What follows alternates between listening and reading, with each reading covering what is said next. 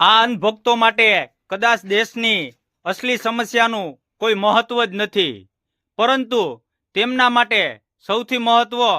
જે કંઈ હોય તો તે છે અંધભક્તિ,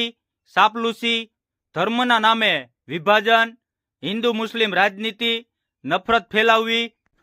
તેમના માટે બળાત્કાર કોઈ મોટી વાત નથી, તેમના માટે બેરોજગારી કોઈ મોટી વાત નથી, તેમના માટે ભ્રષ્ટાચાર કોઈ મોટી વાત નથી, તેમના માટે પેપર લીક કોઈ મોટી વાત નથી, તેમના માટે ખેડૂતોના મૃત્યુ કોઈ મોટી વાત નથી, તેમના માટે દેશની સંપત્તિઓનું વેચાણ કોઈ મોટી વાત નથી, તેમના માટે